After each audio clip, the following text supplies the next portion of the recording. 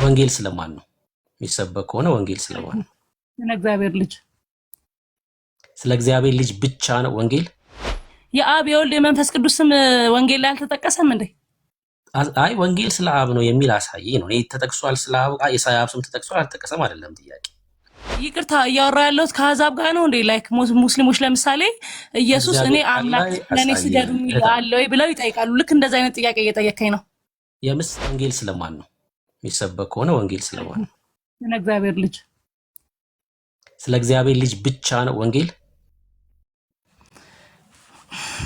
ወንጌል ማለት የቃሉ ትርጓሜ ምስራች ማለት ነው። ያ ምስራች ደግሞ ክርስቶስ ነው። ጥያቄ ስለ እግዚአብሔር ልጅ ስለ ኢየሱስ ክርስቶስ ብቻ ነው ወይ ወንጌል ነው ጥያቄ? አዎ ወይም አይ? በነገራችን ላይ መጽሐፍ ቅዱስ የወንጌል መጽሐፍት አሉ እንጂ ከዘፍጥረት እስከ ራዕይ የመቀበል ግዴታ አለብህ አንተ ክርስቲያን ኮንክ ማለት ነው። የግድ ስለ ኢየሱስ ብቻ ነው ወይስ አይደለም ነው ጥያቄ። የኔ ጥያቄ ወንጌል ስለ ኢየሱስ ብቻ ነው? ዋናው ዓላማ ወንጌል ስለ ኢየሱስ ክርስቶስ ነው እና ሌላ ስለማን ነው? እኔ ስለ ዓላማው አይደለም። ወንጌል ስለ ኢየሱስ ብቻ ነው ወይስ ሌላ ይጨምራል? ስለ ኢየሱስ ነው ማለትሽ? ስለ ኢየሱስ ክርስቶስ ነው ብቻ አይደለ? ታኛ ቤት ብቻ የሚል ቃል አንጠቀምም ወንድሜ። ስለ ኢየሱስ ብቻ እስካልሆነ ስለማን ነው? እሺ ብቻ የሚል ቃል ስትጠቀም እኔ ስለ ኢየሱስ ብቻ ኢየሱስ የሥጋ ስሙ ነው። አብና መንፈስ ቅዱስ አሉ። ስለዚህ ስለ እግዚአብሔር አጠቃላይ። እሺ ብቻ ካልሆነ ስለማን ነው ወንጌል? አብ፣ ወልድ፣ መንፈስ ቅዱስ። ስለ አብ፣ ስለ ወልድ፣ ስለ መንፈስ ቅዱስ። እሺ ሌላ ተጨማሪ አለ? ለምሳሌ ስለ ማርያም ነው ወንጌል? አላልኩም።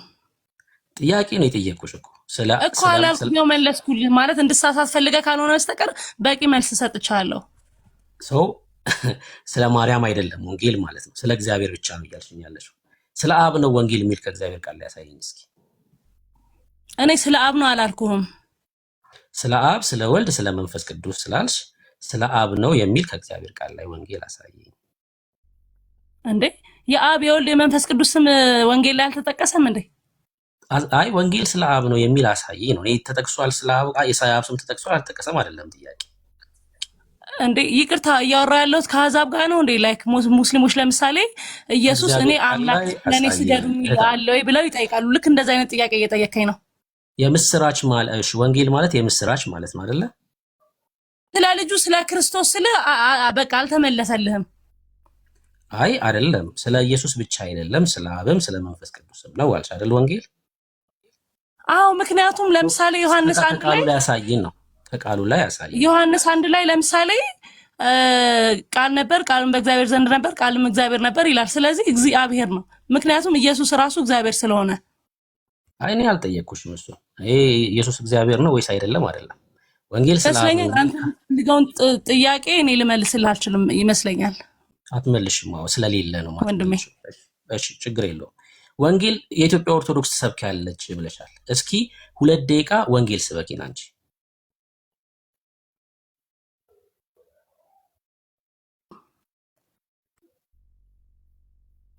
ሁሉን የፈጠረ አንድ አምላክ በሚሆን በእግዚአብሔር እናምናለን። ሰማይና ምድርን የፈጠረ የሚታየውና የማይታየው ዓለም ሳይፈጠር ከእርሱ ጋር በነበረ አንድ የአብ ልጅ በሚሆን በአንድ ጌታ በኢየሱስ ክርስቶስ እናምናለን።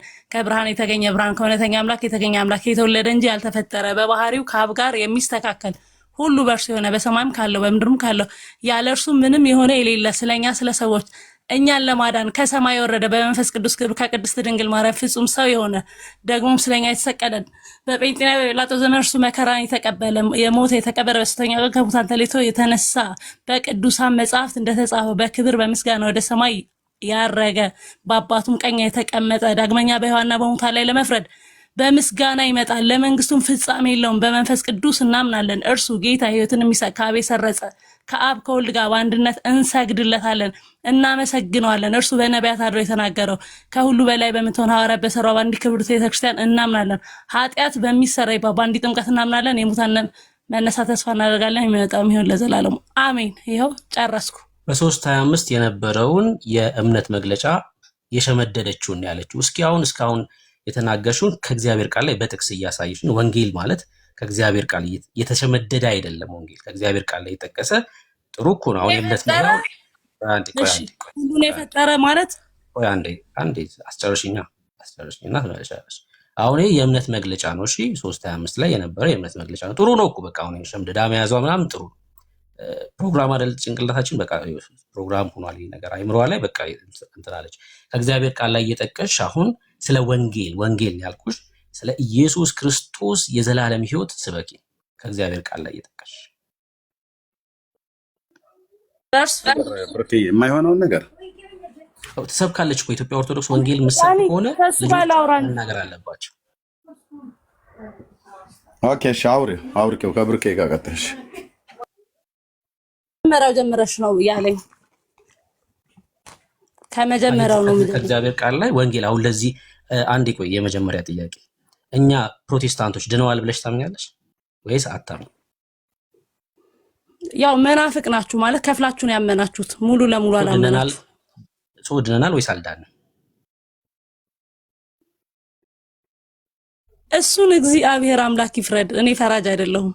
መናፍቅ ድነዋል አልዳንም? መናፍቅ ናችሁ ስላልሽ መናፍቅ ማለት ከፍሎ የሚያምን ማለት ነው። መናፍቅ ድነዋል ወይስ አልዳንም? መናፍቅ የሆነ በነገራችን ላይ ብሩክ በጣም ከይቅርታ ጋር ማለት ካንተ ጋር ብዙ አውርተን አንስማማምና ላይክ ጥል ነው የሚመስለው እንጂ አይ ምንም ጥል አይደለም። አንተ ዳኒን ጠይቀውና ዳኒ ለኔ ያወራኝ። ኖ በቃ እንደዚህ ነው የምንቀጥለው። እኔ ምንም ጥል የለው። መናፍቅ የሆነ ድኗል ወይስ አልዳንም?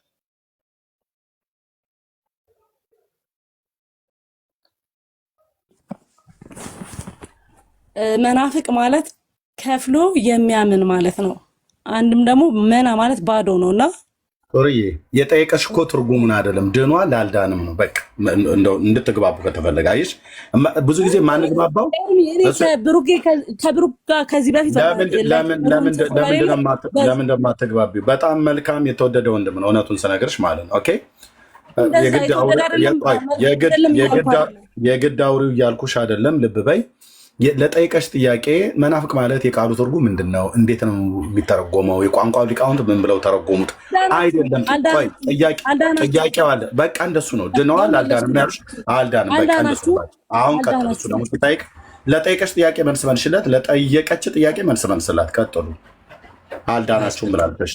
አልዳናችሁም። ስሙ አሁን እዚህ ውስጥ ያላችሁ ሰዎች እንድንድን ወንጌል ትነግረናለች ማለት ነው። የሚያድነውን ወንጌል ካለንበት ስፍራ የሚያወጣ ወንጌል ካልዳንበት ወደ መዳን እንድንመጣ ወንጌል ትነግረናለች ማለት ነው። አሁን ስበኪ ቀጥይ። እንድንድን ማለት ነው። የሚያድን ወንጌል ነገር እንድትድኑ ምን ታደርጉ መሰላችሁ? ከዘፍጥረት እስከ ራእይ አንድም ሳታጓድሉ የእግዚአብሔርን ቃል ተቀበሉ እኮ። ስበኪና እንድንቀበል አንቺ ምንድነው ወንጌል ንገሪ።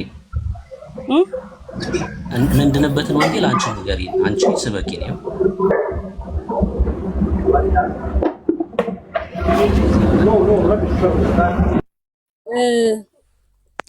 ከመጀመሪያ ነው መጀመር የምፈልገው።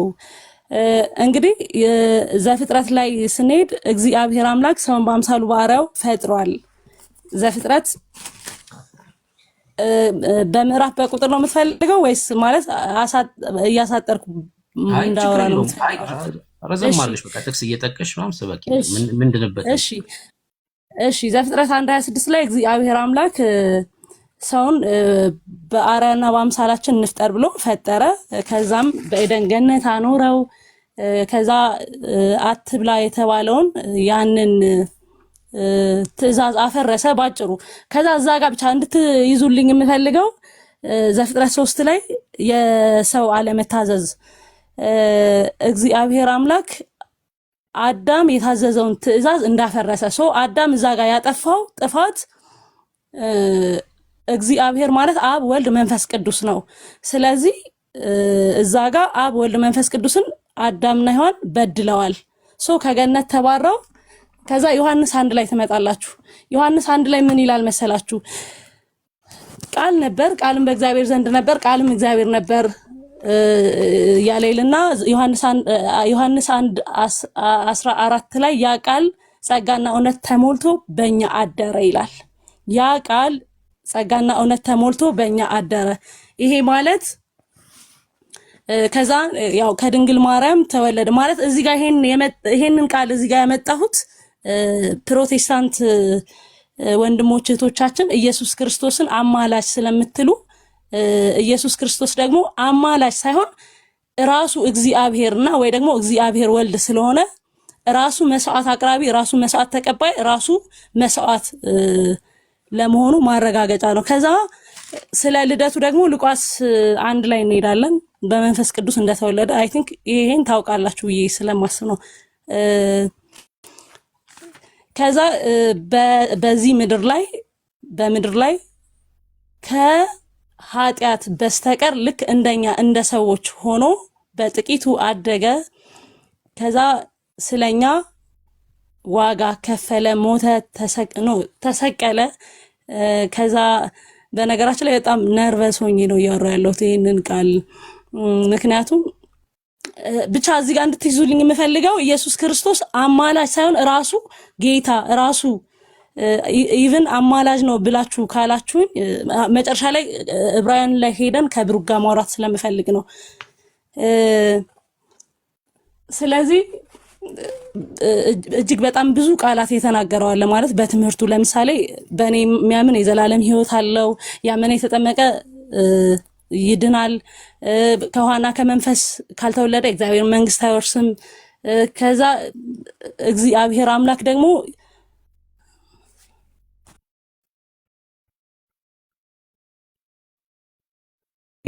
እንትን ኮመንቱን ማለት ነው ምን ኮሜንቱ ከረበሽሽ ወደ ጎን ማለት ትችላለሽ። እሺ ለአንቺ አይታይሽም። ወደ ጎን ካረግሽው ኮሜንቱን ወደ ጎን ማለት ትችላለሽ እንዳይረብሽሽ። እሺ ከዛ እዚች ምድር ላይ ከኃጢአት በስተቀር እንደኛ ሆኖ አደገ። ከዛ ለኃጢአት ስርየት ወይ ደግሞ አዳም ላጠፋው ጥፋት ለኛ ዋጋ ከፈለ። ለኃጢአት ስርየት ደም መፍሰስ አለበት፣ ለአዳም ሞት ደግሞ መሞት አለበት። ስለዚህ በመስቀል ላይ መስዋዕት አቅርቦ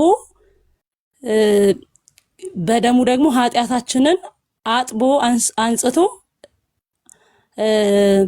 የማይደገም መስዋዕት አቅርቦ ከዛ ሞቶ በሶስተኛው ቀን ከሙታን ተለይቶ በአብ ቀኝ ቁጭ ብሏል።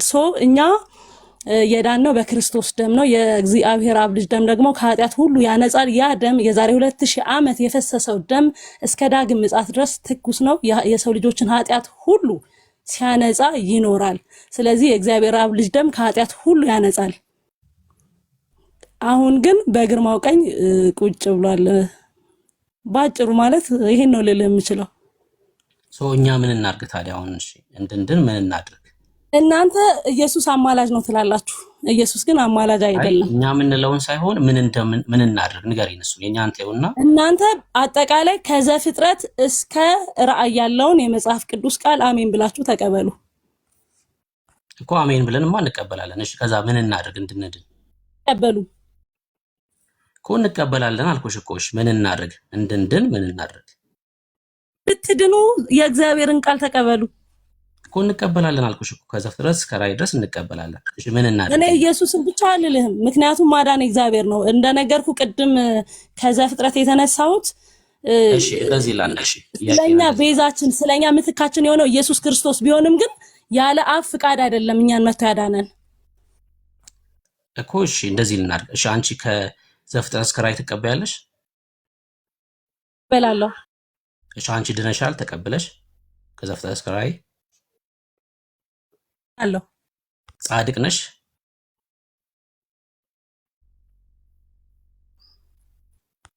ጻድቅ ነሽ አንቺ? ነገራችን ላይ መዳን ጽድቅ ለምሳሌ በክርስቶስ ስታምን ትድናለህ። በክርስቶስ አምነህ ዓለምን ስትተው ትሞታለህ። ያ ሞት ለዓለም ሞተ ለክርስቶስ ስትሆን ትጸድቃለህ። ያ የጸደቀ ሰው ደግሞ ማፍራት አለበት። አይ ቲንክ እኔ የሀገር ቤት ልጅ ስለሆንኩኝ አንድ ተክል ትዘራውና ያ ተክል ይሞታል፣ ከዛ ግን ያፈራል። ስለዚህ የጸደቀ ማፍራት አለበት። ያ ማለት ጸድቅ ያለው ብዬ እንደፈለግኩ መሆን አልችልም ማለት ትእዛዞችን መቀበል መጠበቅ አለብኝ። እኮ አንቺ ጻድቅ ነሽ ወይ? አሁን ነው እየነገርኩ ማለት እስካሁን ማወራውን እየሰማኝ አይደለም። አንደኛ ብሩክ ማለት ነው ስላዘዘኝ ከአንተ ጋር ማውራት አልፈልግም። አይ ችግር እንድሳሳት ነው ነው ማወራሽ፣ እየሰማሁሽ ነው ማወራው። ሰው ጻድቅ ነሽ ወይ ጥያቄ መመለስ ከቻልሽ መመለስ ነው። አይ ይሄን ጥያቄ አልመልስም ማለት መብትሽ ነው። ያዳመጥኩሽ ነው እያወራ ያለሁት። ሰው ምንም የሚያስቆጣ ነገር የለውም። ጻድቅ ይሄ ሁሉ የተከፈለው እኔ እንድጸድቅ ነው። ነገር ግን የጸደቀ ሰው ፍሬ ማፍራት አለበት። አይ የጸደቀ ሰው ፍሬ ማፍራት አለበት የለበትም እሱን እየነገርሽኝ ነው ያለሽ ነው። አንቺ ግን ጻድቅ ነሽ ወይ ተቀበለሽ? አሁን ጻድቅ ነሽ ወይ አንቺ? ሁሉ ያመነ ሰው ጻድቅ ነው። እስካሁን ያልኩት ነው ጥያቄ አምናለሁ። አዎ ጻድቅ ነኝ። አንቺ ጻድቅ ነሽ? ጻድቅ ነኝ። ሰው ኃጢአት የለብሽም ማለት ነው። ንጹህ ሴት ጻድቅ ማለት በነገራችን ላይ ጽድቅ ማለት ሰው ስለ ጽድቅ ሲያወራ ስለ አትክልት ያወራል። የእግዚአብሔር ጽድቅ ማለት ግን ስለ አትክልት አይደለም። እሺ ፍሬ ተፈርቶ ጽድቅ ማለት ትክክል ማለት ንጹህ ማለት ነው። ስለዚህ የእግዚአብሔር አብ ልጅ ደም ደግሞ የኔን ኃጢአት አጥቦልኛል፣ ያጥብልኛል። እሺ ጽድቅ ማለት ስለ ጽድቅ ስታወሩ ስለ አትክልት እንዳታወሩ። የሆነ ፍሬ ወድቆ በቅሎ በስብሶ እንደዛ ጽድቅ ማለት እኮ እሱ አይደለም። ምሳሌው ራሱ ትክክል። ጽድቅ ማለት እሱ አይደለም። በእግዚአብሔር ፊት ነውር አልባ መሆን፣ በእግዚአብሔር ፊት ትክክል መሆን ማለት ነው ጽድቅ ማለት። ጽድቅ ፕሮሰስ አይደለም። ጽድቅ በክርስቶስ ሲታመን የሚገኝ ነገር ነው። እሺ አሁን አንቺ በእግዚአብሔር ፊት ነውር አልባ ነሽ፣ ኃጢአት የለብሽም በእግዚአብሔር ፊት። በደሙ ታጥቤያለሁ። አሁን በእግዚአብሔር ፊት አንቺ ነውር አልባ ኃጢአት የሌለሽ ነሽ ወይ ነው ጥያቄ። ደሙ ታጥቤያለሁ። በሱ ፊት ንጹህ ለመሆን በልጁ መታጠብ አለብህ። ስለዚህ እኔ በልጁ ደም ታጥቤያለሁ። ስለዚህ ንጹህ ነኝ ማለት ነው። ነገር ግን ኃጢአትን እለት እለት የምሰራው ኃጢአት አለ፣ በማወቅም ባለማወቅም። ሰው ኃጢአት ምሰሪ ከሆነ በእግዚአብሔር ፊት ትክክል ነሽ ወይስ አይደለሽ? የምሰራ ከሆነ በእግዚአብሔር ፊት ትክክል፣ ነገር ግን ንስሐ እገባለሁኝ። ከዛ የልጁ ደም ከኃጢአት ሁሉ ያነጻል። ስለዚህ የልጁ ደም ከኃጢአት ሁሉ ያነጻኛል። አሁን በዚህ ሰዓት በእግዚአብሔር ፊት ትክክል ነሽ? አሁን በምናወራበት ሰዓት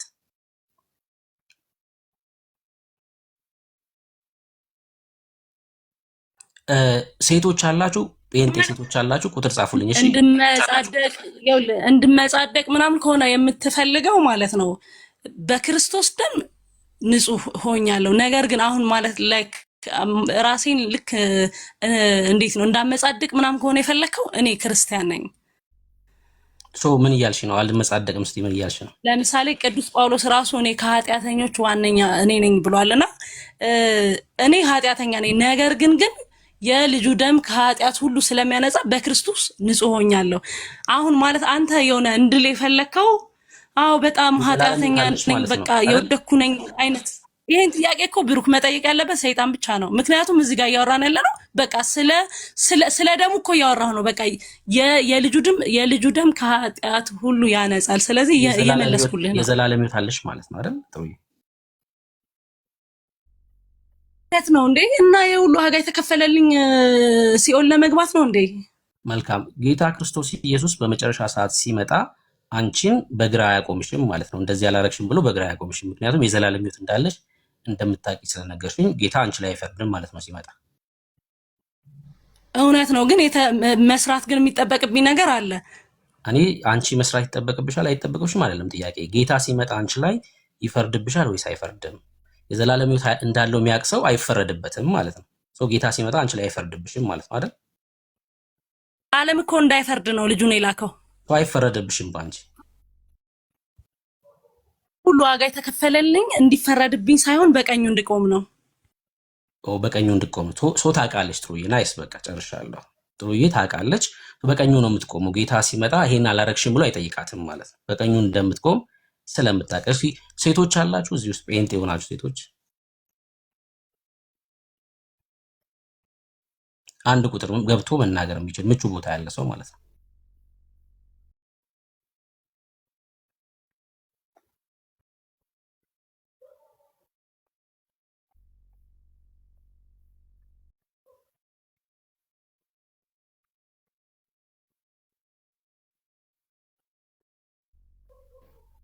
እሺ ዘውዬ እንኳን ደህና መጣሽ።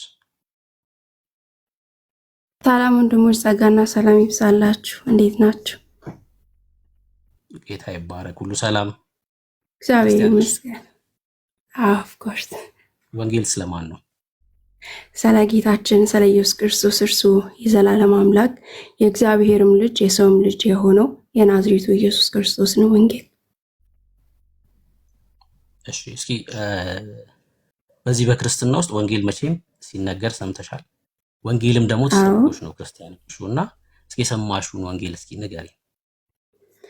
እሺ እ፣ በመጀመሪያ የሰማሁት ወንጌል የዮሐንስ ወንጌል ምዕራፍ 8 ቁጥር 12 ላይ እ፣ ጌታችን ኢየሱስ ክርስቶስ እኔ የዓለም ብርሃን ነኝ አለና የሚከተሉትም ለዘላለም በጨለማ እንደማይመላለሱ በሕይወት ብርሃን እንደሚመላለስ እርሱ እውነት፣ መንገድ፣ ሕይወት እንደሆነ ደግሞም ለጻድቃን ሳይሆን ለኃጢአተኞችም መጥቶ መሞቱን እሱን ተሰብኬ ነው። ለምሳሌ እንደነ ማቴዎስ ወንጌል ምዕራፍ 9 አላ አይደለ ጌታችን ኢየሱስ ክርስቶስ ለጤነኛ እንዳልመጣ ለጤነኛ መድኃኒት እንደማያስፈልገው ለበሽተኞች እንጂ አለና መድኃኒት ደግሞ እርሱ መሆኑን ብዙ ቦታ ተጠቅሷል። ለምሳሌ ዮሐንስ ወንጌል ምዕራፍ 1 ቁጥር 29 ላይ የዓለምን ኃጢአት የሚያስወግድ የእግዚአብሔር በግ እና ለምሳሌ ዮሐንስ ወንጌል ምዕራፍ 4 ቁጥር 42 ላይ አንቺ ሳላልሽን ሳይሆን እኛ ራሳችን ከስሩ ተምረን እውነትም እርሱ የዓለም መድኃኒት ክርስቶስ እንደሆነን አወቀን እንዳሉት በአንደኛ ጢሞቴዎስ ምዕራፍ 1 ቁጥር 15 ላይ ደግሞ ጳውሎስ ኃጢአተኞችን ሊያድን ኢየሱስ ክርስቶስ ወደ ዓለም መጣ የሚለው ቃል የታመነና ሁሉ ሊቀበሉት የተገባ ነው ይልና ደግሞ የምሕረቱን ትልቅነት በእሱ እንዲገለጥ እሱን ምስክር አድርጎ ራሱን እንደተናገረ ጌታችን ኢየሱስ ክርስቶስ እርሱ ብቻ ነው አዳኝ። ሐዋርያት ሥራ ምዕራፍ 4 ቁጥር 12 ላይ ሐዋርያው ጴጥሮስ መዳን በሌላ በማንም የለም እንድንበት ዘንድ ከሰማይ በታች የተሰጠን ሌላ ስም የለም ብሎ ጌታችን ኢየሱስ ክርስቶስን ነው የነገራቸው።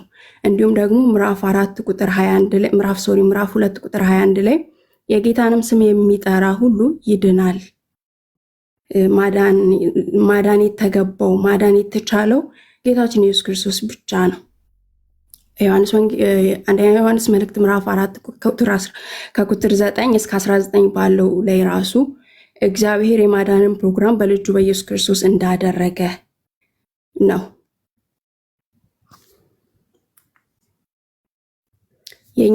የኛም የስብከታችን መሰረት የእግዚአብሔርም አብ ናፍቆት ሰው ሁሉ በጌታችን በኢየሱስ ክርስቶስ አምኖ ይድን ዘንድ ነው። እንደዛ ነው ጳውሎስ ያለን በአንደኛ ተሰሎንቄ ምዕራፍ 5 ቁጥር 9 እና 10 ላይ ጌታችን ኢየሱስ ክርስቶስ ለዚህም አጀንዳ እንደሞተ እግዚአብሔር አብም ደግሞ እንደላከው አንደኛ ዮሐንስ መልእክት ምዕራፍ 4 ቁጥር 14 ላይም ሐዋርያው ዮሐንስ እኛም አይተናል ይልና እግዚአብሔርም ለዓለም መድኃኒት ይሆን ዘንድ ልጁን እንደላከው እንመሰክራለን አለ። ካለስ በሌላ በማንም እንደማይዳን ወንጌሉ የምስራቹ ራሱ የናዝሬቱ ኢየሱስ የእግዚአብሔርም የሰውም ልጅ የሆነው አምላካችን መድኃኒታችን ኢየሱስ ክርስቶስ ብቻ ነው። ሮሜ 1:3 ላይም አለ። ሁለተኛ ጢሞቴዎስ ምዕራፍ 2 ቁጥር 8 ላይም አለ። በወንጌል የሰበኩልህን ክርስቶስን አስብ ብሎ ጳውሎስ እስር ቤት ሳለ ለጢሞቴዎስ መልእክትን የጻፈለት የተሰበከልንም እኛም ደግሞ አሁን ልንሰብክ ጨክነን የወጣንለት ዓላማ ወንጌል ኢየሱስ ክርስቶስ ብቻ ነው። ኃጢአተኞችን ሊያድን በመስቀል ላይ የሞተ እሱ የዘላለም አምላክ ሆኖ ሳለ እንደ ባሪያ ወደ ምድር የወረደ እንደ ሰው እንኳን እንደሚገባው እንደ አንድ ሰው እንኳን እንደሚገባው ክብርን ሳይፈልግ የአባቱን ፍቃድ ሰዎችንም ሊያድን በምድር ላይ የኖረ አምላክም ሰውም የሆነ ጌታችን ኢየሱስ ክርስቶስ ብቻ ነው። ሰው በሱ ካልሆነ በስተቀር በአብ ፊት እውቀትን ሊያገኝ አይችልም። መታወቂያችን፣ ድምቀታችን፣ ነፃነታችን። እስራኤላውያን በዘጸአት ላይ በሙሴ በኩል ነበረ እግዚአብሔር ከግብፅ ያወጣቸው። በአዲስ ኪዳን ግን ጌታችን ኢየሱስ ክርስቶስ እርሱ መጥቶ ነው ያወጣን እና በአዲስ ኪዳን ባይዘው በአዲስ ኪዳን ብቻ ሳይሆን በብሉይ ኪዳንም ከሄድን ይመጣል ተብሎ ይጠበቅ የነበረው ተስፋቸው፣ የምስራታቸው ያስቡ የነበሩት አምነውት የሞቱት ጌታችን ኢየሱስ ክርስቶስን ነው። በብሉይ ኪዳንም ከሄድንም በአዲስ ኪዳንም ከመጣን ወንጌሉ ኢየሱስ ክርስቶስ ብቻ ነው። እዚህ ላይ ጥያቄ ያለው ሰው ካለ በመጽሐፍ ቅዱስ እየገለጥኩኝ ማሳየት እችላለሁ። ሕይወት በሆነው በክርስቶስ ኢየሱስ አንቺ አሁን ሕይወት አግኝተሻል። ጌታ ኢየሱስ ጳውሎስ በሮሜ ምዕራፍ 5:6 ላይ ጌታችን ኢየሱስ ክርስቶስ ለኃጢአተኞች ሞቷል ይልና ይህም እግዚአብሔር የራሱን ፍቅር ያስረዳል ይልና ቁጥር 10 ላይ ገና ኃጢአተኞች ሳለን ንጹህ ሆነን አይደለም፣ ባይዘው ንጹህ ሆነን አይደለም፣ ኃጢአተኞች ሳለን በልጁ በኢየሱስ ክርስቶስ ከእግዚአብሔር ጋር ታርቀናል እና እንዲሁም ደግሞ በሕይወቱ እንድናለን፣ ከታረቅንም በኋላ በሕይወቱ እንድናለን ይላል። ጌታ ኢየሱስ ደግሞ በዮሐንስ ወንጌል ምዕራፍ 3:35 ላይ በእኔ የሚያምን የዘላለም ሕይወት አለው። ሐዋርያው ዮሐንስም በአንደኛው መልእክቱ ምዕራፍ ላይ ራሱ ጌታችን ኢየሱስ ክርስቶስ እርሱ ሕይወት እንደሆነ በእርሱ ካለን የዘላለም ሕይወት እንዳለን ሌላ ነገር አይደለም። የዘላለም ሕይወት ራሱ ክርስቶስ ነው። እኛ በክርስቶስ ካለን እሱ በእኛ ካለን ይሄ ነው የዘላለም ሕይወት። ሌላ ማብራሪያ የሚፈልግ ነገር አይደለም። ሰው በክርስቶስ ከሆነ የዘላለም ሕይወት አለው። ለዘላለም የሚኖረውን ስለሆነ አምኖ የተቀበለው እና እኛ በክርስቶስ ስንሆን ለዘላለም አላደለ ዮሐንስ ወንጌል ምዕራፍ 11 ላይ ቁጥር 25 ላይ ትንሣኤም ሕይወትም እሱ እንደሆነ የሚሞት እንኳን በእርሱ የሚያምን ቢሞት እንኳን ያው እንደሆነ ጌታ ኢየሱስ ተናግሯል። እና ሰው በክርስቶስ ከሆነ ነው የዘላለም ሕይወት አለው። ለዘላለም ያ የዘላለም ሕይወት ይሄ ሁለተኛው ሞትን አለመሞት ነው። አንደኛው ሞት ሁሉም ሰው ይሞታል። የዘላለም ሕይወት የሚባለው ከዚህኛው ከስጋው ሞት በኋላ ያለው ሕይወት ነው እና ያንን ሕይወት ደግሞ በልጁ በጌታችን በኢየሱስ ክርስቶስ አግኝተናል። ያለ ነቀፋም ደግሞ በፊቱ ሊያቀርበን የተቻለው እሱ ብቻ ነው። ቆላስይስ 1:20 ላይ እንደሚናገረው በገዛው ደግሞ በስጋው በኩል ወደ እግዚአብሔር ሊያቀርበን የተቻለው እሱ ነው እና ክብር ለሱ ይሁን። አድኖናል። ሌላ በራሳችን በኩል ሄደን እንድናለን የዘላለም ሕይወት እናገኛለን ብለን የምንጠብቀው ሀሳብ የለንም። አሁን ላይ ድነናል። የእግዚአብሔርም ልጆች ሆነናል። የመንግስቱም ደግሞ ካህናት አድርጎናል። ክብር ለእግዚአብሔር ይሁን። ወይን ጌታ ዘመንሽን ይባርክ። ተባረኪ። በቃ ወንጌል ማለት ይሄ ነው። ጴንጤ እኮ የሚያስደስተው እኮ ለዚህ ነው። አያችሁ ከ1 እስከ 30 ኢየሱስን ስታወሩ የሚሰማውም ክርስቲያኑም እሱን ነው በቃ የሚናገረው እና ደግሞ ከተቀበልነውም መንፈስ የተነሳ ኢየሱስን እንገልጣለን፣ ኢየሱስን እንተርካለን አይደል? ወንጌል ለኛ ህይወታችን በህይወታችን በቃ ስንሄድ የምናወራው ነው፣ ስንቀመጥ የምናወራው ነው፣ ተኝተን የምናስላስለው ወንጌል ህይወታችን ነው። እኛ መታወቂያችን የዘላለም ህይወት አላችሁ። እኛ በፍርሃትና በባርነት ውስጥ አይደለም ያለ ነው። ዞይ የእግዚአብሔርን ህይወት ነው የተካፈልነው። የዘላለም ህይወት አለ ስትባል ነገን አናስብም እኛ። ምክንያቱም ማንነት ነው የዘላለም ህይወት፣ ኢተርናል ላይፍ። አሁን እኛ ማንነታችን ነው የዘላለም ህይወት። የሆነ ቦታ ሄደን የምንቀበለው አይደለም። ሰው በክርስቶስ ሲሆን የሚያገኝ ማንነት ነው የሚሆን የዘላለም ህይወት፣ ኢተርናል ላይፍ። ተባረኪ። ጥሩ እየሰጥሻለሁ። በጣም ደስ የሚል ነገር ተናግረሻል። አንቺም ተባረኪ። ጌታ በጣም ይቅርታና ቅድም ያልኩት ጥቅስ ዮሐንስ ወንጌል ምዕራፍ 3 ቁጥር 36 ላይ በልጁ የሚያምን የዘላለም ህይወት አለው ነው የሚለው። ይኖረዋል አይደለም የሚለው አለው። ከዛም በልጁ የማያምን ግን የእግዚአብሔር ቁጣ በእርሱ ላይ ይኖራል እንጂ ህይወትን አያይም። ጉዳዩ የማመንና ያለማመን ነው። ለሚያምን የዘላለም ሕይወት አለው። አሁን ቢሞት እንኳን የት ሄዳለሁ ብሎ አያስብም። ምክንያቱም ጌታ ኢየሱስ በእኔ የሚያምን እንኳን ቢሞት ያው ይሆናል ብሏል በዮሐንስ ወንጌል ምዕራፍ 11 ቁጥር 25 ላይ እና ሕይወትና ትንሣኤ የሆነውን ጌታ ኢየሱስን እመኑ። እንኳን እናንተ በሕግ እንኳን ያለ ነቀፋ የኖረ ሐዋርያው ቅዱስ ጳውሎስ በገላትያ 2:16 ላይ ማንም ሥጋ የለበሰ በሕግ በኩል እንደማይጸድቅ ስላወቅን እኛም በክርስቶስ ኢየሱስ የሚገኘውን ጽድቅ በማመን አገኘን ይላልና ሰው በስራ ወይም ደግሞ በሕግ የሚጸድቅ ከሆነ ክርስቶስ ለምን መውረዱ አስፈለገው? ለምን መሞቱ አስፈለገው? ይልና እዛው ምዕራፍ ላይ ይናገራል። እንደውም በከንቱ ሞተ ነው የሚለው። ሰው በሕግ ወይም ደግሞ በስራው በኩል ጸድቃለሁ ብሎ ካሰበ ክርስቶስ በከንቱ ሞተ ይላልና የኛ መጽደቅ የኛ ልጅ መሆን እግዚአብሔርን ሰው አስደርጎ አውርዶታል እና ይሄ እውነት አይቅለልባችሁ። ጳውሎስ በአንደኛ ተሰሎንቄ ምዕራፍ 5 ቁጥር 9 ላይም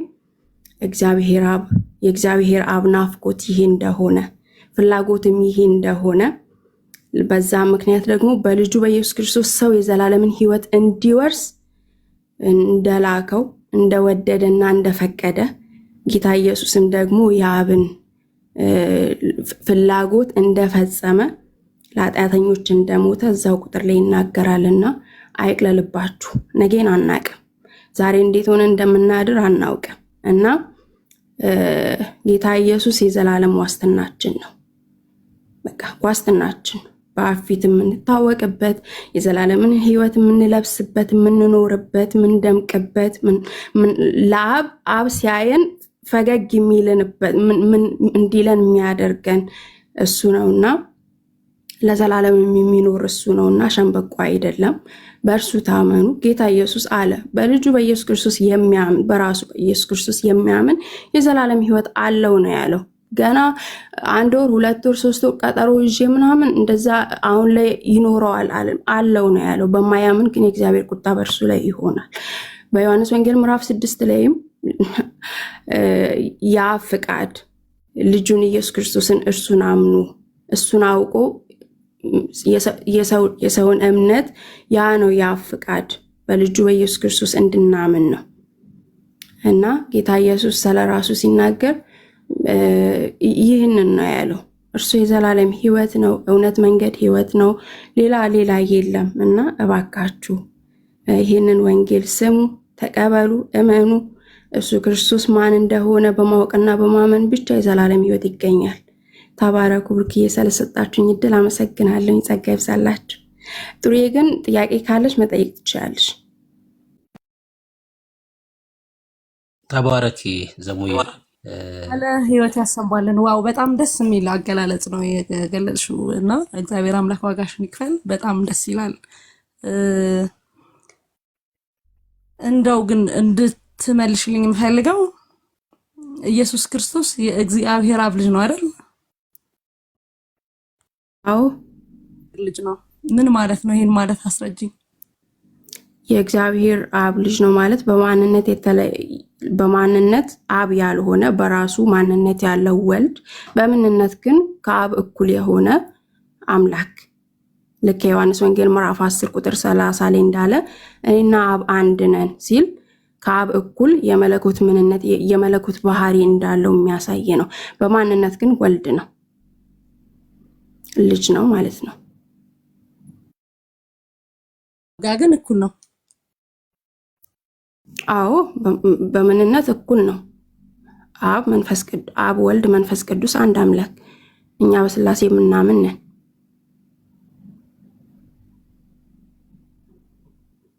ቃል ይተሰማል። እሱ ግን ከአብ የሚለይ ደግሞ ሌላ ምንነት አለው። ምክንያቱም ጌታ ኢየሱስ የአምላክ ልጅም ነው የሰውም ልጅ ነው። አምላካችን ኢየሱስ ክርስቶስ አምላክም ሰውም ነው።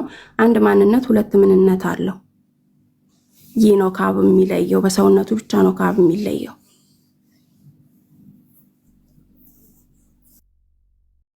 እኔ አሁን የተናገርሻቸው እንዳለ የጠቀሻቸውን ጥቅሶች ሁሉ የምቀበል ነኝና እስካሁን ባልሻቸው የመጽሐፍ ቅዱስ ጥቅሶች ላይ ምንም አይነት ጥያቄ የለኝም። አሜን ብዬ እቀበላለሁ። እናንተ ግን የምትጠይቁኝ ካለ ጌታ ኢየሱስ አሁን አንቺ የአብ ልጅ መሆኑን አምነሻል። ኦኬ የሰው ልጅ መሆኑን ነው ጥያቄ የፈጠረብሽ? የሰውም ልጅ ነው ማለት ነው ጥያቄ የፈጠረብሽ? ጥቅስ ላሳይሽ እሱን። አይ እኔ ኦርቶዶክሳዊ ነኝ። ፍጹም ሰው ፍጹም አምላክ ብዬ ነው የምቀበለው እማምነው። ኦኬ እኛም እንደዛ ነው የምናምነው። አምላክ እዚህ ጋር እንደ እግዚአብሔር ቃል ስለሆነ ላይክ እንደ ፈተና አልጠይቅሽም፣ ግን ብዙ ጥያቄዎች ነበሩኝ እንደ ፈተና ላይክ ብሩክ ችግር የለው ጠይቂኝ፣ ችግር የለው። አዎ ግን እናንተ እንደ መጽሐፍ ቅዱስ አታምኑም። እናንተ አንድ ምንነት ነው፣ አንድ ማንነት፣ አንድ ምንነት አይደለም የምታምኑት። እኛ ጌታ ኢየሱስ የአምላክም የሰውም ልጅ ነው፣ አምላክም ሰውም ነው። ኦኬ አይለያይም፣ አንድ ማንነት አለው፣ ዋን ፐርሰን ግን አምላክም ሰውም ነው። ተጨፈላልቆ ልክ እንደ ኦሊጅ ሰሾች እንደሚያምኑት እንደዛ አናምንም። ሰውነቱ በራሱ ምንነት ነው፣ አምላክነትም ደግሞ በራሱ ሌላ ምንነት ነው።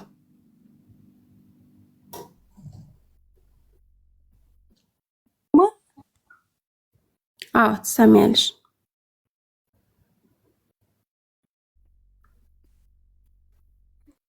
የኔ ቆንጆ ጌታ ኢየሱስ ከአብ የሚለየው በሰውነቱ ብቻ በሰውነት ምንነት ብቻ ነው እንጂ በአምላክነት ከአብ እኩል ነው። አዎ ገባኝ። ማለት ልጅ ስንል የተወለደ ለምሳሌ የድንግል ማርያም ልጅ ስንል ከድንግል ማርያም የተወለደ ነው። የአብ ልጅ ስንል ከአብ የተወለደ ነው አይደል? ከአብ ከዘላለም የተወለደ ነው። ለምሳሌ ቅድም አንቺም የጠቀስሽው ነበረ ዮሐንስ ወንጌል ምዕራፍ 1:1 ላይ ከዘላለም እንደነበረ በመጀመሪያውም ቃል ነበር ይልና ይህም ቃል በእግዚአብሔር ዘንድ ነበር ይልና ይህም ቃል ደግሞ በራሱ እግዚአብሔር መለኮት እንደሆነ ማንነት እንዳለው ላይክ ቃል ንግግር እንዳልሆነ ፐርሰን እንደሆነ ይናገራል ዮሐንስ ወንጌል ምዕራፍ 1:1 ላይ። ከዛን ዕብራውያን ላይ ስቴጅ ደግሞ ዕብራውያን 1:2 ላይ እግዚአብሔር በቀደመው ዘመን ለአባቶች በነቢያቶች ተናገረ ይልና ግን በዚህ ዘመን መጨረሻ ደግሞ ዓለማትን በፈጠረበት በልጁ ተናገረ ይላል። ስለዚህ ጌታችን ኢየሱስ ክርስቶስ ዓለም ሳይፈጠር ከዘላለም የነበረ ነው። ይህ ማለት ላይክ የአብ ልጅ ከዘላለም ነበረ እንጂ ላይክ ለማርያም የተባለው በስጋ ሲገለጥ ነው አይደለ? ላይክ አዲስ ኪዳን ላይ አሁን ለምሳሌ አምላክ ሰው ሆነ፣ ቃልም ስጋ ሆነ ሲል አምላክ ሰውም ሆነ። ስለዚህ ሰውም ሲሆን ነው የማርያም ልጅ የተባለው እንጂ ከዘላለም ነው የአብ ልጅነቱ ለአብ ልጅነቱ። ተባረኪ ስሙዬ፣ ጌታ ዘመንሽን ይባርክ። በጣም በቂና ትክክለኛ መልስ ነው ስትመልሽላት የነበረው። በነገራችን ላይ ዘሙ ማለት ከእስልምና ነው የመጣችው። ከእስልምና የመጣች እህት ናት። ይገርማል አይደል? ከእስልምና መጥቶ ደግሞ የእግዚአብሔርን ቃል እንደዚህ መናገር። ጌታ ይባርክሽ። ጥሩ ቅድም ዕብራውያን መጽሐፍ ላይ ስለ ክርስቶስ ኢየሱስ ምልጃ ጥያቄ አለኝ ወይ ደግሞ ኢየሱስ አማላጅ አይደለም ስትይ ስለነበር ታች ኮሜንት ላይም ስለ ምልጃው ታውራ እያሉ ስለነበረ ከእስልምና ነው የመጣችው። ጌታ ይችላል፣ በቃ ጌታ ይችላል። ጌታ የኛ አቅም አይደለም። እሺ የሰዎች አቅም አይደለም። ይሄ የሰዎች አቅም አይደለም። ሰው በክርስቶስ ሲያምን የሚቀበለው ቅዱስ መንፈስ አለ። የእግዚአብሔር መንፈስ ደግሞ የሚያስተምር ነው። በቃ መስማት ነው። እኛ የሚጠበቅብን ድምፁን መስማት ነው። እና አማላጅ አይደለም ስትይ ምን እያልሽን ነው? እና ደግሞ ዕብራውያን መጽሐፍ ላይ ማውራት ፈልጋለሁ ያልሽውስ ምንድን ነው?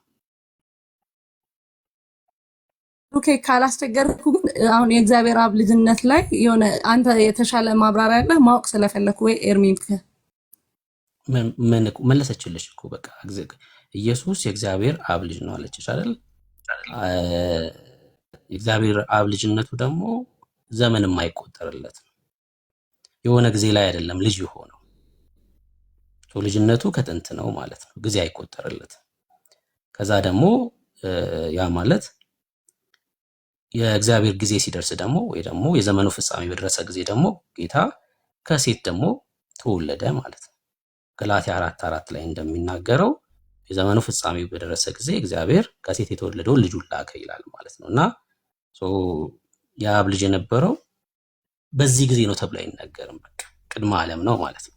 ኮሜንት እየጻፉ ነው። እኔ እንደዚህ ማለት አይደለም ብሩኬ፣ ማለት የአብ ልጅ ሲባል ከአብ በስጋ የተወለደ ሎቱ ስብሐት እንደዚህ እያልኩ አይደለም። ችግር የለም ማለት አሁን እህቴ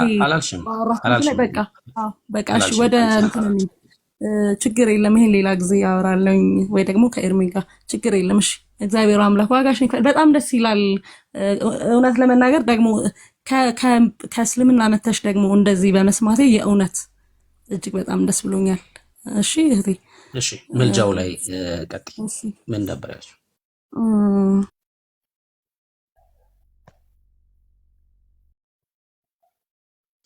ሚዩት ነሽ እያወራሽ ከሆነ ሚዩት አታርጊሽ፣ ዝም ብለሽ ችግር የለውም። ሚዩት አታርጊ፣ ቀጥይ።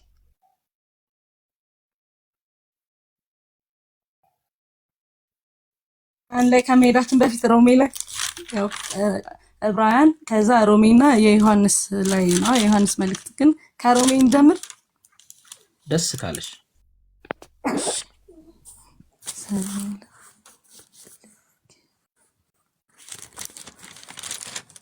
እሺ ኢየሱስ ክርስቶስ አሁን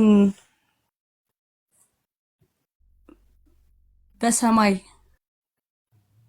ምን እየሰራ ነው? ምን ማለት ነው? ምን እየሰራ ነው ማለት አምላክ እኮ ነው። ምን ማለት ነው? ምን እየሰራ ነው ኢየሱስ ክርስቶስ በሰማይ? እውነት ነው፣ አምላክ ነው። አይ ብዙ ጊዜ ፕሮቴስታንት ወንድሞቻችን በሰማይ ሆኖ ያማልደናል ብለው ስለሚሉ እኮ አንቺ አያማልድም ስትይ የትኛው ጥቅስ ላይ ቆመሽ ነው? በቃ ጥቅስሽን አንሺና አሁን አያማልድም ስትይ ምን እያልሽ እንደሆነ ንገሪ። ማልድም እኔ አያማልድም ስል ምን መሰለ፣ አንደኛ ኢየሱስ ክርስቶስ እኔ አማልዶ ሳይሆን የዳንኩት ራሱ ምትክ ቤዛ ሆኖ ነው የዳንኩት። ሲቀጥል ደግሞ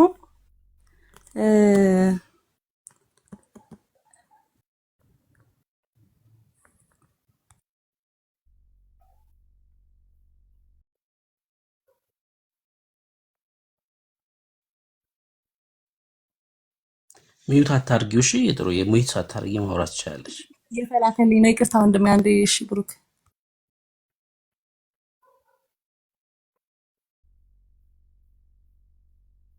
ስለዚህ በቃ እኔ ምላሽ ነው።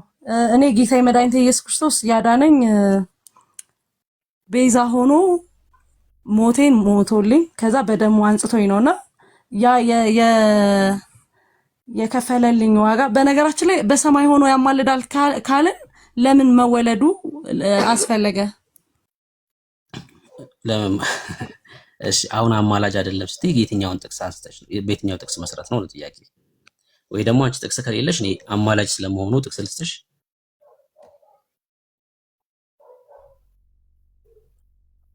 ሰሞኑን አጠቃላይ ፕሮሚስ አንቺ እንዳጠፊ ነው፣ ሰዎች እንዳይጠፉ ነው፣ ሰዎች መዳን ስላለባቸው ነው። እኔ ጥቅስ ልስጥሽ፣ በቃ አንቺ ጥቅስ ከሌለሽ እኔ ጥቅስ ልስጥሽ እና ለምሳሌ ከላይ ብንጀምር እንግዲህ ስለዚህ ምን እንላለን ይላል የሮሜ ሰዎች 32 ላይ እንጀምር ኦር 31 ላይ እንጀምርና እንግዲህ ስለዚህ ምን እንላለን። በነገራችን ላይ ሮሜ 8 አጠቃላይ ፍቅረ እግዚአብሔርን ፍቅር ነው የሚያወራው፣ ስለ ምልጃ ሳይሆን ማለት ይሄ ለተደረገልን ዋጋ ለተደረገልን ታዲያ እግዚአብሔርን ከዘፍጥረት እስከ ራዕይ ድረስ የሚያወራው የእግዚአብሔርን ፍቅር ነው። እግዚአብሔር ለሰዎች ያለው ምሕረት ነው የሚያወራው። ሮሜ 8 ብቻ ሳይሆን ከዘፍጥረት እስከ ራዕይ እግዚአብሔር ለሰዎች ያለውን ፍቅር ነው የሚናገረው። እሺ አንብቢውና እንግዲህ ስለዚህ ምን እንላለን? እግዚአብሔር ከኛ ጋር ከሆነ ማን ይችለናል? ኦኬ ይሄ የትርጉሙን ክትሆና ያኛው ይችላል።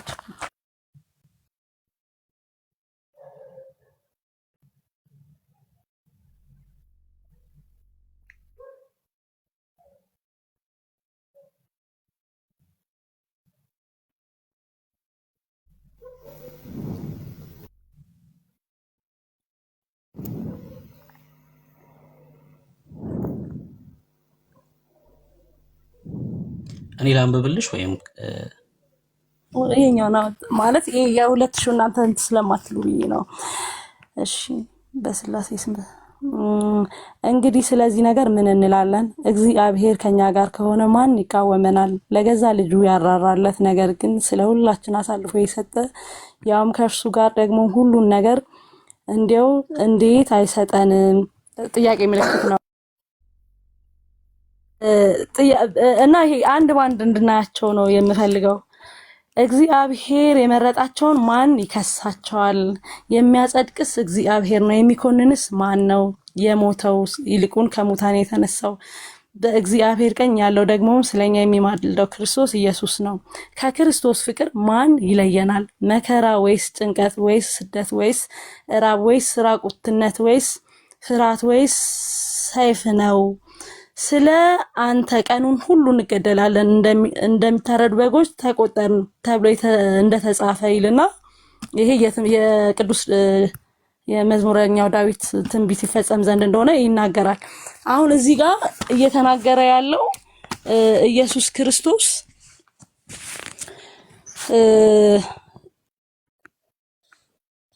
ላይክ አማላጅ ነው የሚል እንትን የለውም። እስኪ አሁን ይሄንን አንተ አማላጅ ነው ብለህ የምትፈተው ቃሉ እያለ እንዴት ነው ማለለው? የሞተው ይልቁንስ ከሙታን የተነሳው በእግዚአብሔር ቀኝ ያለው ደግሞም ስለኛ የሚማልደው ክርስቶስ ኢየሱስ ነው ይላል። የሚማልደው በአብ ቀኝ ያለው ኢየሱስ ነው ይላል። ምን ማለት ነው? አሁን ይሄ ማለት አሁን እዚህ ጋር እየተናገረ ያለው ለምሳሌ የሞተው ይልቁንስ ከሙታን የተለየ ይሄ ማለት አሁን በዚህ ሰዓት የሆነ አይደለም። ከ2000 ዓመት በፊት የተደረገውን የሞተው ይልቁንስ ከሙታን የተነሳው ሰው ተነሳ ማለት ነው አይደለ? ልክ ነው። አዎ በእግዚአብሔር ቀኝ ያለው ከትንሣኤ በኋላ አይደለ? ደግሞም ስለኛ የሚማለደው ኢየሱስ ነው ይላል። ሰው ከትንሣኤ በኋላ ኢየሱስ ይማለዳል ይላል። ይሄ ማለት አሁን በእናንተ አገላለጥ አይ ስለኛ አይደለም። አሁን ምን ማለት ነው? የኛን እኮ ምን ማለት ነው እኮ በእኛ ወይ ደግሞ በእኔ በተማርኩት መሰረት ከሆነ ይሄ ዋጋ ሁሉ ኦልሬዲ ተከፍሎ ያለቀ ነው። ይሄ ዋጋ ተከፍሏል። ምክንያቱም የዳንኩት በቤዛነት ነው። ኃጢአቴ የነጻው በደሙ ነው አይደል? በእግዚአብሔር ቀኝ ያለው ኢየሱስ ይማልዳል ወይስ አይማልድ? በእግዚአብሔር ያለው አሁን እዚህ ጋር አሁን በአንተ ማለት ያንተን አረዳድ ንገረኝ። ለምሳሌ ማለት አንቺ ክፍሉ ምን እያለ ነው የሚለውን ነገር ይመጣል። በእግዚአብሔር ቀኝ ያለው ይማልዳል ወይስ አይማልድ? ይማልዳልና አማላጅና ይማልዳል ራሱ እጅግ በጣም የተለያየ ነው። መማለድና ማማለድ ይማልዳል ወይስ አይማልድም ነው ጥያቄ። የሚማልደው በአብ ቀኝ ያለው ነው ወይስ አይደለም? እኔ ቃሉ ጋር የተጻፈው ነው እየጠየኩሻለሁ። አዎ በአብ ቀኝ ያለው ነው።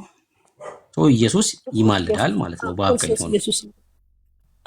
አዎ አለቀ። ታዲያ ለምንድን ነው አይማልድም ያልሽው? ግን ይሄንን ኮንሰፕት ይሄንን እንዴት ነው እናንተ የምትረዱት? ላይክ ከአብ ይለምናል አድናቸው እያለ ምንድን ነው መሰለሽ ኦርቶዶክሶች ዝም ብለው ክርስቲያኖችን መውቀስ ይወዳሉ፣ መክሰስ ይወዳሉ። አይደለም ኦርቶዶክሶች ምናምን ሳይሆን አሁን እኔ እናንተ ነን እያወራን ያለ ነው። እንደዚህ አንቺ እንደዛ ስትይ እኮ አንቺን ጨምሮ እኮ ነው እያልኩ ያለሁት። አንቺም ኦርቶዶክሳውያን ጭምር ማለት ነው። አንቺም ይሄን ስትይ ሰምተሽ እኛ ስናስተምር ሰምተሽ አይደለም፣ መምህሮችሽ ያሉትን ሰምተሽ ነው ይሄን እያልሽኝ ያለሽው መተሽ እንጂ እኛ ስናስተምር አላልሰማሽም። እንደዛ አሁን በሰማይ በአብ ቀኝ ሆኖ አድናቸው እያለ ይለምናል። አይጠበቅበትም እኮ እንደዛ ማለት አይጠበቅበትም። ኢየሱስ እኮ ደሙን ይዞ የገባ ሊቀ ካህናችን ነው። አለቀ በቃ። ደሙን ይዞ ገብቷል። አንድ በዓለም ያለ ሰው ኢየሱስ አማላጅ ነው ብሎ መናገር አይችልም። ክርስቲያን ግን ኢየሱስ አማላጅ ነው ይላል። ምን ማለት ነው? ዛሬም ያለ መጥፋቴ ምክንያት ኢየሱስ ነው ይዞት የገባ ደም አለ፣ በአብ ፊት የሚታይልኝ ኢየሱስ ነው እያለ ነው ያለው። አድኖን አይተውንም ማለት ነው። አድኖ እስከ መጨረሻ የሚጠብቅ ንጉስ ነው ያለን። አድኖ ከዛ ተወጡት የሚል አይደለም።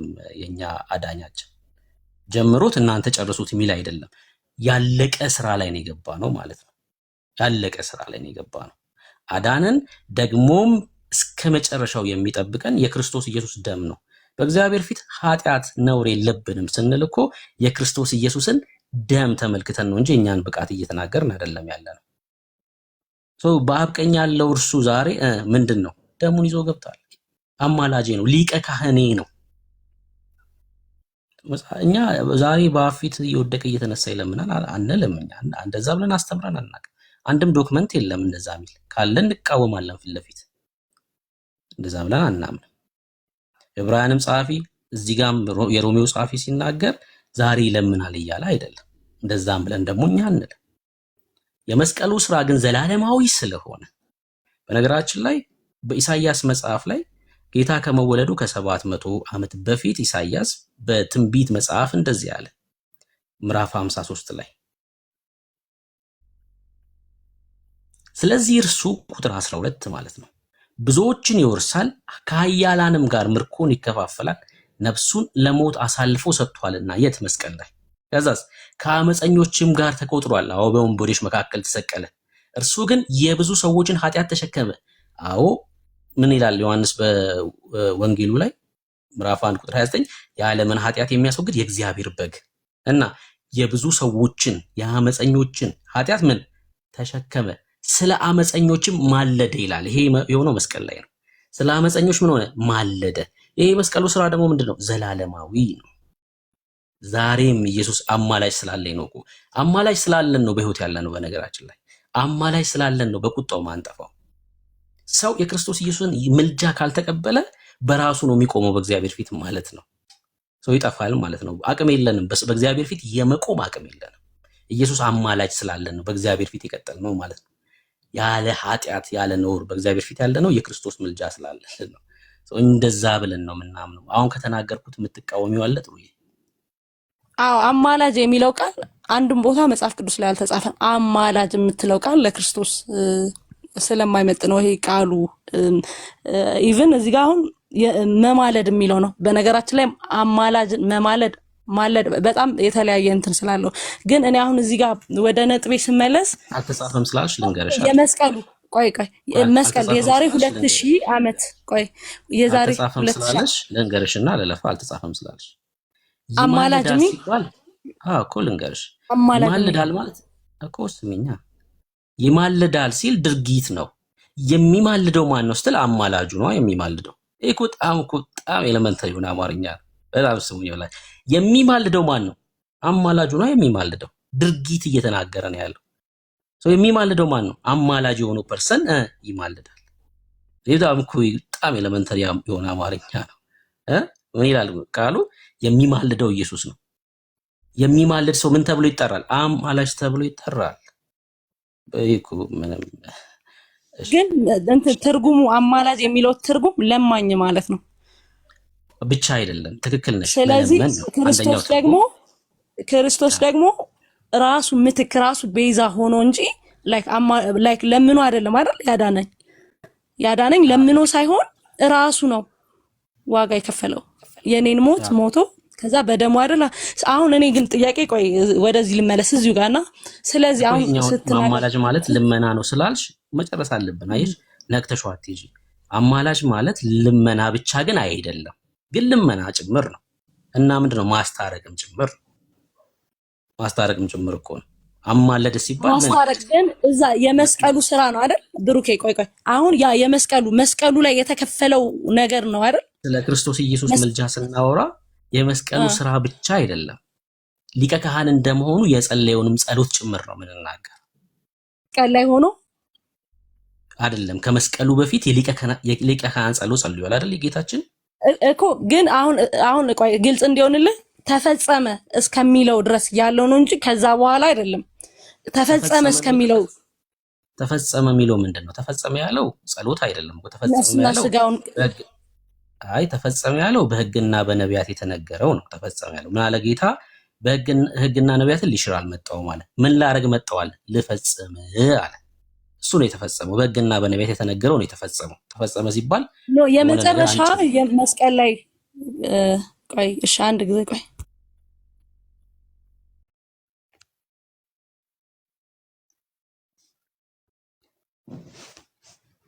እሺ አሁን መቀጠል ትችላለህ። እሺ ዞሮ ዞሮ ማለት ነው ስለ ክርስቶስ ኢየሱስ ምልጃ ስናወራ ጌታ ስለኛ ጸልዩዋል። እሺ ጥሩዬ፣ መቼ?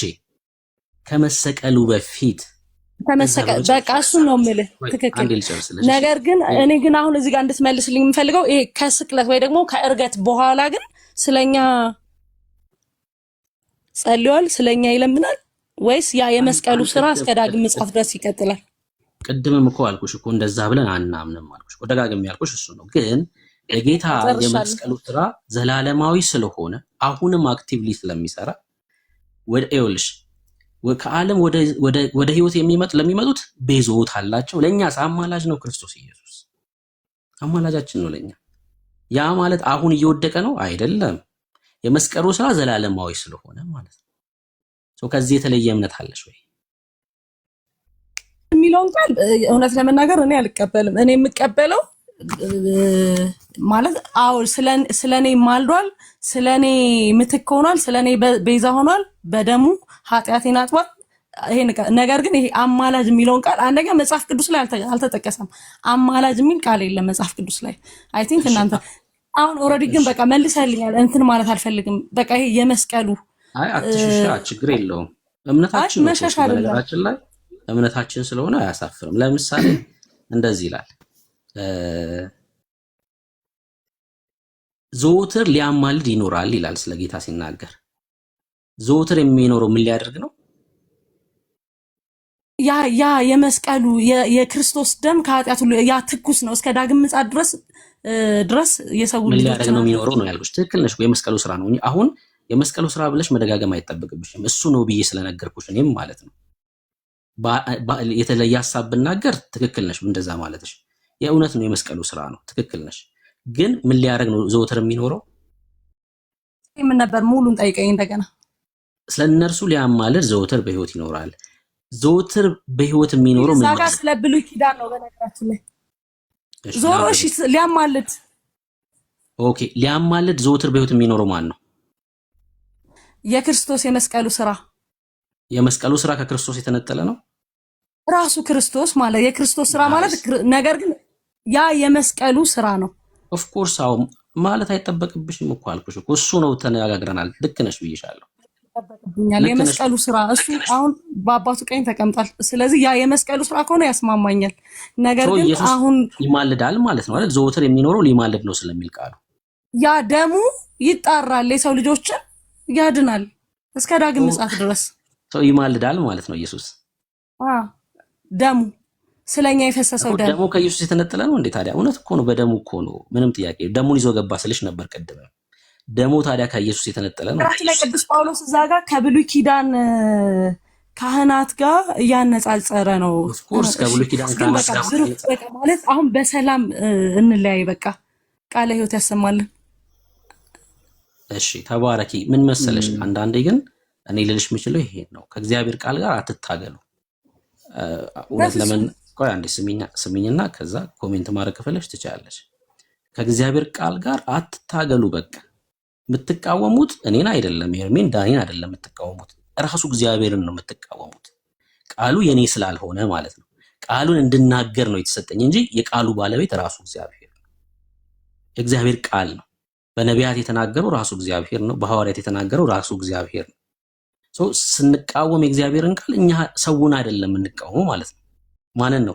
ለዛ እኮ ነው እናንተን የተቀበለ እኔን ይቀበላል ሲል እናንተ የተናገራችሁትን እኮ ነው አይደል? እነሱ የሚናገሩት ምንድነው? ሐዋርያቶቹ ኢየሱስ ሕይወት ነው ነው። ይሄ ኢየሱስ ሕይወት ነው የሚለው ቃል የማን ነው? የራሱ የእግዚአብሔር ቃል ነው። የምትቃወሚው ራሱ የእግዚአብሔርን ቃል ነው። እግዚአብሔርን ነው የምትቃወሚው ማለት ነው። እና ልባችሁም ጠንካራ መሆን የለበትም። በእግዚአብሔር ቃል ካለ ነው የእግዚአብሔር ቃል።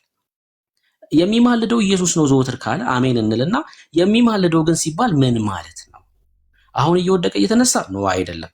የመስቀሉ ስራ ዘላለማዊ ነው እያለ ነው። ስለ መስዋዕት እያወራ ስለሆነ ትርጓሜው ላይ ማውራት ይቻላል። ቃሉን ተቃውመን ግን ትርጓሜ ላይ ማውራት አንችልም። ቃሉን ስትቃወሚ ራሱ እግዚአብሔርን መቃወም ስለሆነ ማለት ነው። እሺ ተባረክ። እግዚአብሔር አምላክ ዋጋህን ይክፈል። ግን በስማ ኮሜንት ጋር ግን በኢየሱስ በጣም የሚያስጠላ ነገር ነው የሚጽፉትና እኔ ላለማለት የፈለኩት እኔ ቃሉን ላለመናገር እየታገልኩ አልነበረም። ግን ይሄ አማላጅ የሚለው ቃል ትርጉሙ ይሄ ለማኝ ስለሆነ ከዛ አንግል ነው እንጂ እኔ እግዚአብሔርን ቃል አልቀበልም አላልኩኝም። ለማንኛውም እግዚአብሔር አምላክ ዋጋችሁን ይክፈል። ዳኒ፣ ኤርሚ፣ ሁላችሁም ብሩኬ እግዚአብሔር እህቴ እውነት በጣም ነው የማመሰግነው። ቃለ ሕይወት ያሰማልኝ። በጣም ነው የማመሰግናችሁ። ሰላም እደሩልኝ። እሺ ተባረኪ፣ ሰላም እደሪ። ጌታ ደግሞ ይርዳሽ። ጸልይ፣ ጸሎትን ወደሚሰማ አምላክ ልመናሽን አቅርቢ። እግዚአብሔር ደግሞ የሚረዳ የሚሰማ ልብን የሚመረምር አምላክ ነው። ተባረኪ። ስትዘምር ደስ ትላለች እቺ ልጅ። በነገራችን ላይ ለጌታ ብቻ ይሁን አንደበትሽ በኢየሱስ ስም። በእውነት ነው የምልሽ፣ ከዚህ በኋላ ለፍጡር አንደበትሽ አይከፈት። ተባረኪ። ዳኒ ያለክ ሰላም ደ እሺ፣ ተባረኪ። እስኪ ከተፈቀደልኝ ትንሽ እናወራ ነው። እሺ ታወራለህ። ዳኒሽ አለ፣ ኤርሚ ያላችሁ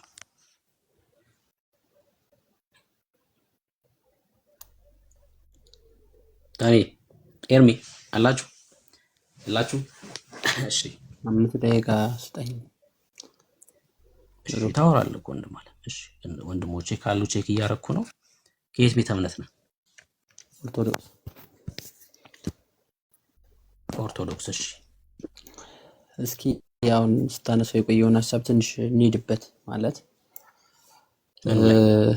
ሮሜ ምዕራፍ 8 ጋር ስለ ክርስቶስ ምልጃ ማለት ነው ያለው ፖይንት። አዎ ምዕራፍ 8 ቁጥር 26 ከ27 ጋር ያለውን እናንብብ። ቆይ እንሄድበታለን። እሺ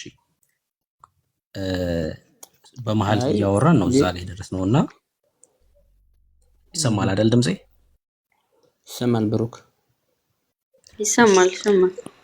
እሺ እያወራን በመሀል እዛ ስለደረስ አንድ የመጀመሪያ ጥያቄ ልጠይቅህና ከዛው ሮሜ ምንድነው ጥያቄው? ሐሳቡን ያነሳችሁት ምልጃ የሚል ሐሳብ ነው አይደለ? ፖይንቱን ያነሳው ብሩክ አይደለም። ምልጃ የሚል ሐሳብ አልነበረም። በመሀል ግን ምልጃ ወደሚለው ሐሳብ ሂደን ነው እናወራለን። እሱ ላይ አልኩህ እኮ። እሺ ብሩክ የተናገርክ ሐሳብን አይደለ? ሐሳቤን ተረዳኝ። መጀመሪያ እኔው መጽሐፍ ቅዱስን ታምናላችሁ ትቀበላላችሁ አይደል? ጳውሎስን አሁን ከእህታችን ጋር ስታነሳው የነበረው ሐሳብ ጥሩ ሐሳብ ነው። እንዲህ መመካከር ቀና የሚያሰኝ ነው። እኔ ያልገባኝ ጥያቄ ላነሳ ነው። እንግዲህ 834 ላይ የሚማልደው የሚል ሐሳብ ተነስቷል። እኔ እሱን ፖይንት እንዴት እንደምንተረጎም ልናይ ነው። እንግዲህ እኔ ደግሞ የተነሱብኝን ሐሳቦች ልስጥህና ለሱ ጥያቄ ትሄዳለህ። ሌላው ግን ጥያቄ በጥያቄ ባይሆን አግባብ ነው ብዬ ነው የማስበው። እኔ ጥያቄውን ላንብብልህ። እንዲሁም ደግሞ ይላል 8:26-27 እንዲሁም ደግሞ መንፈስ ድካማችንን ያግዛል፣ እንዴት እንድንጸልይ እንደሚገባን አናውቅምና፣ ነገር ግን መንፈስ ራሱ በማይነገር መቃተት ይማልድልናል፣ እንደ እግዚአብሔር ፈቃድ ስለ ቅዱሳን ይማልዳልና። እዚህ ጋር ነገር ግን መንፈስ ራሱ በማይነገር መቃተት ይማልድልናል። መንፈስ የተባለ ማን ነው? አንድ ሮሜ 8:26-27 እዚህ ጋር ላይ ብሩክ እየሰማኝ ነው? አዎ ጨርስ።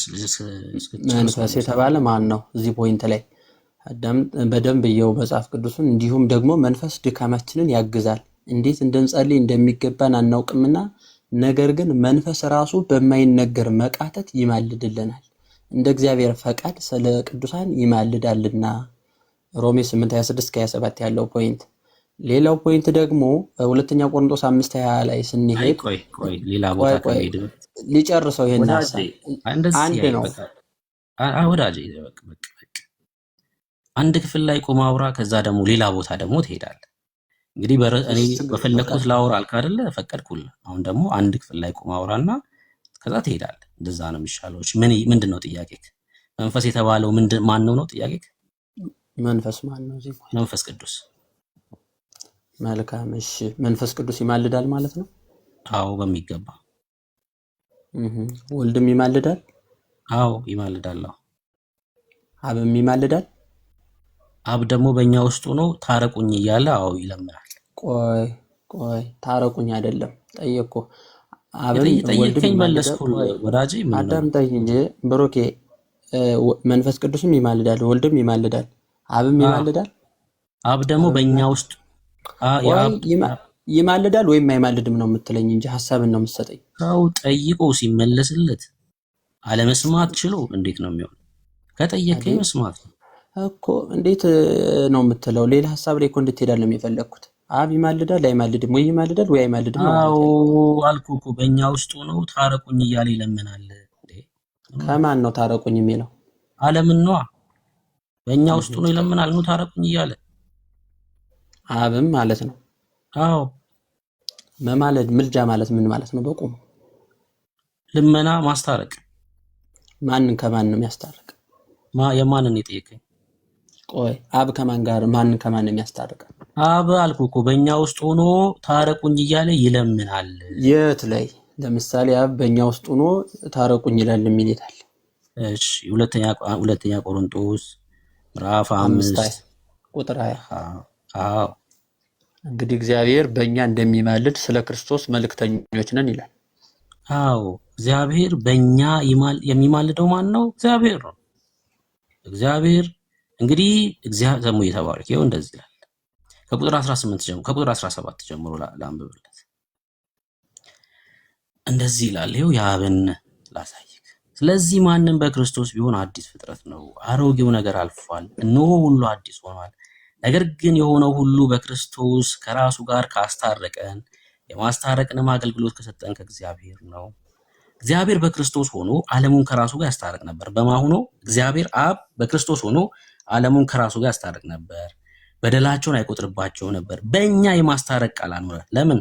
አሁን እኛንን ወንጌሉን የምንሰራው ሐዋርያቶቹ በነበሩበት ሰዓት ደግሞ ሐዋርያቶቹ እንግዲህ ቁጥር 20 እግዚአብሔር በእኛ እንደሚማልድ ስለ ክርስቶስ መልእክተኞች ነን። ከእግዚአብሔር ጋር ታረቁ ብለን ስለ ክርስቶስ እንለምናለን። እግዚአብሔር በእኛ ውስጥ ነው ምን ይላል?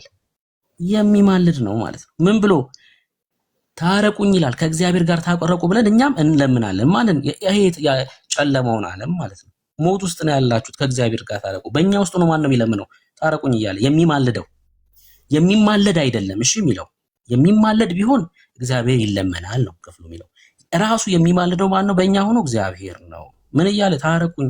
ለምን? ሰው መጥፋት ስለሌለበት፣ መሞት ስለሌለበት። እንደዛ ነው ክፍሉ። ጨረስኩ? መለስኩለት?